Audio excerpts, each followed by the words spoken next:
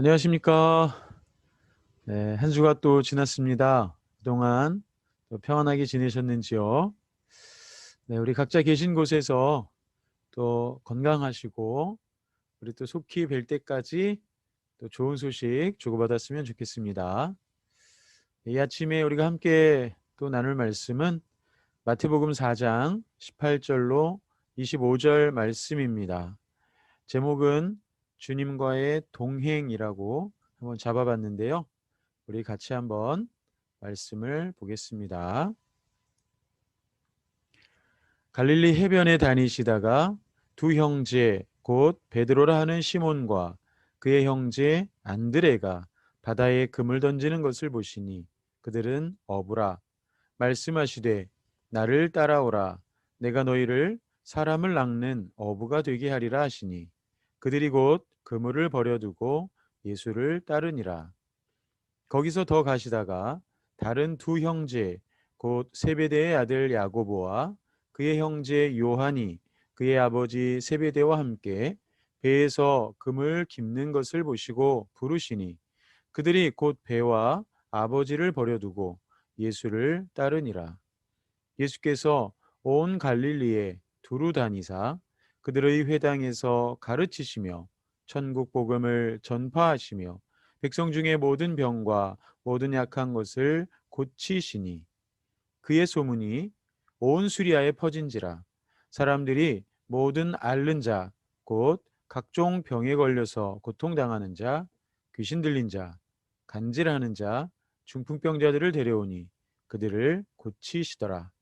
갈릴리와 데가볼리와 예루살렘과 유대와 요단강 건너편에서 수많은 무리가 따르니라. 아멘. 네. 오늘 우리가 읽어본 이 말씀은 여러분 잘 아시는 예수님께서 제자들을 부르셨던 그러한 장면을 소개하고 있습니다. 베드로와 또 안드레 그리고 야고보와 요한을 지켜보셨던 예수님이 이제 어느 날 그들을 찾아가셔서 제자로 부르시는 것이죠. 우리가 마태복음의 본문을 가지고 살펴보고 있는데 사실 다른 복음서에 보면 예수님께서 또 이렇게 밤에 기도하시고 이렇게 제자들을 한 명 한 명 부르셨던 것을 알 수가 있습니다.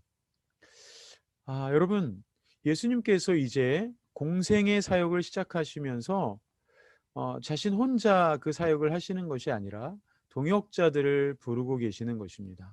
바로 제자들을 부르시는 것이죠. 그런데 뭐라고 초청하십니까? 나를 따라오라. 내가 너희를 사람을 낚는 어부가 되게 하리라. 어쩌면 평생 그 갈릴리라는 동네에서 물고기를 잡는 어부로 살아가리라. 이렇게 자신들의 미래를 그리며 평범하게 살아가던 그들이었을 것입니다. 그런데 이 예수님이라는 분이 오셔서 얘들아 나를 따라오너라. 내가 너희를 사람을 낚는 어부가 되게 하리라. 이것은 그들에게 있어서는 처음 듣는 정말 파격적인 아주 다른 차원의 그러한 부르심이었다라는 것을 우리는 생각해 볼 수 있습니다. 내가 너희를 물고기를 잘 잡는 어부가 되게 하겠다는 것이 아니라 내가 너희를 사람을 낚는 어부가 되게 하리라. 사람을 낚는 어부라는 이 비전에 그들은 이끌려 가게 된 것이죠. 그래서 그물을 버려두고 예수를 따르게 됩니다. 또 야고보와 요한은 배와 또 가족을 버려두고 예수를 따랐다라고 되어 있습니다. 여러분, 우리가 만약에 그 당시에 어부들이었다면 또는 그들의 가족들이었다면 과연 어땠을까요? 그렇게 아직은 유명해지지 않은 상황이잖아요, 예수님이. 그런데 그 예수님을 따라간다? 결코 쉽지 않은 결정이었을 것입니다. 여러분, 오늘날 우리도 부르심을 받은 사람들이라는 것 알고 계시죠? 예수님께서는 요한복음에서는 이렇게 말씀하십니다. 너희가 나를 택한 것이 아니요 내가 너희를 택하여 세웠다라고 말씀하십니다. 베드로와 또 안드레와 또 야고보와 요한을 부르신 그 예수님이 오늘 우리의 삶에 찾아오셔서 우리를 제자로 그렇게 불러주셨습니다. 천국에 대한 소망을 모르던 우리에게 찾아오셔서 하나님 아버지의 사랑을 들려주시고 예수 그리스도의 희생을 알게 하시고 우리의 죄인됨을 깨닫게 하셔서 우리를 하나님의 자녀로 또 예수님의 제자로 그렇게 불러주신 것이죠. 그런데 그 부르심에는 목적이 있습니다. 이는 너희로 가서 열매를 맺게 하고, 그래서 하나님 아버지께 영광 돌리는 그런 삶을 살게 하기 위해서 부르셨다는 것입니다. 열매 맺는 삶이 하나님이 우리에게 원하시는 삶이라는 것이죠. 자, 그 예수님이 이제 부르신 제자들과 함께 다니시며 일을 하기 시작하십니다. 제자들은 예수님과 동행하기 시작하죠. 자, 온 갈릴리에 두루 다닙니다. 그러면서 어떤 일을 하시죠? 회당에서 가르치시며 첫 번째, 천국 복음을 전파하시며 두 번째, 모든 병을 고치시니 세 번째, 이렇게 나와 있습니다. 그래서 이제 어떤 분들이 예수님의 3대 사역이라는 표현을 하기도 합니다. 예수님의 사역 첫 번째, 가르치셨다라는 거예요.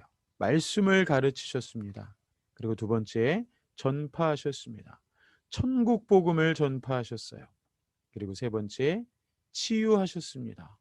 사람들의 그 몸의 질병들을 고치셨다는 것이죠. 자, 그래서 이 예수님의 사역이 온 갈릴리에 퍼져가기 시작합니다. 우리가 예수님을 따라가는 제자로서, 예수님과 동행하는 제자로서 우리의 사역에도 이러한 예수님의 사역을 좀 닮아가는 것들이 필요하겠다, 그런 생각을 합니다. 우리 자신을 한번 돌아보면서 질문을 할 필요가 있겠는데요. 우리에게는 예수님이 가르치셨고 전파하셨던 것과 같은 뭔가 전할 메시지가 있는가? 라고 하는 것입니다. 우리가 가정에서, 일터에서, 이웃에서 누군가를 만났을 때 이 CBMC 회원으로서, 크리스찬으로서 무언가 전할 메시지를 나는 가지고 있는가라고 하는 것이죠. 자, 뿐만 아니라 두 번째, 나는 그것을 전하고 있는가라고 하는 것입니다.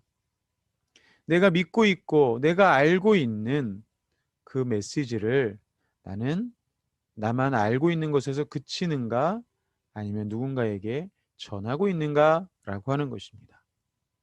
마지막 세 번째로 해보게 되는 질문은, 예수님께서 각종 병든 자들을 만나시며 그들을 고치시고 회복하시는 것을 보게 되는데요. 우리는 또한 이웃의 회복을 돕고 있는 자인가? 라고 하는 것입니다. 우리가 의사가 아니기 때문에 어떤 질병을 고쳐주는 데까지 할 수는 없겠죠. 그러나 코로나로 인해서 또 여러 가지 인생의 어려움으로 인해서 힘들어 있고 지쳐 있는, 또 무력해져 있는, 궁핍해져 있는 그러한 이웃들을 바라볼 때, 이웃들을 대할 때 그들을 위로하고 회복하는 그러한 역할을 하고 있는가라고 하는 것입니다. 예수님과 동행하는 제자로서 예수님이 하셨던 3대 사역을 닮아서 우리는 전하는 자요, 회복하는 자로서의 그러한 사명을 감당해야 될 줄로 믿습니다. 자, 이렇게 예수님이 가르치시고 또 전파하시고 고치시다 보니까 소문이 막 퍼지는 겁니다. 그의 소문이 온 수리아에 퍼진지라. 이 수리아라고 하는 지역에까지 다 퍼진 거예요. 그래서 각종 병든 자들이 다 찾아옵니다.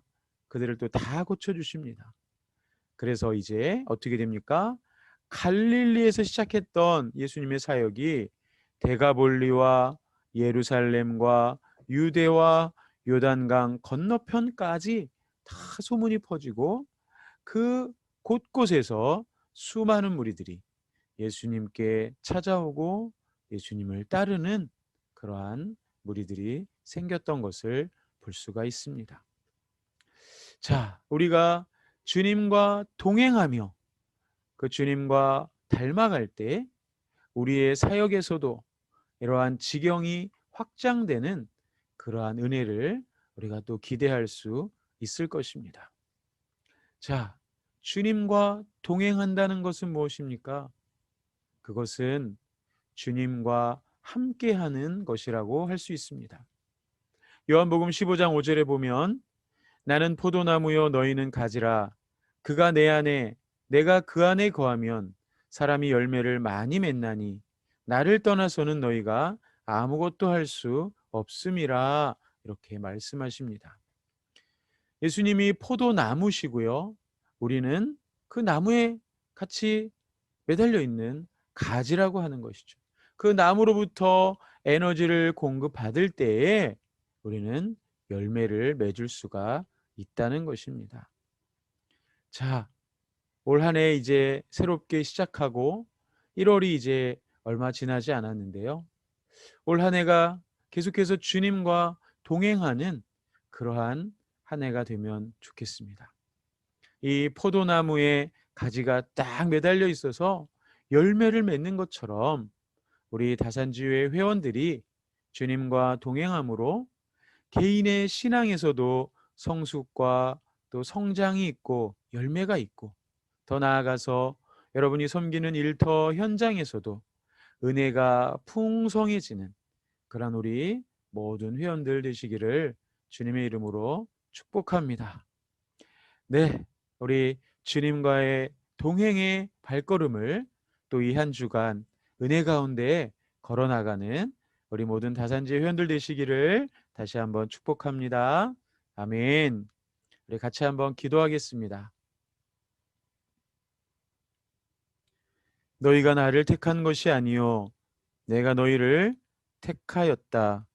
우리 주님 말씀하십니다. 또한 나는 포도나무요 너희는 가지라.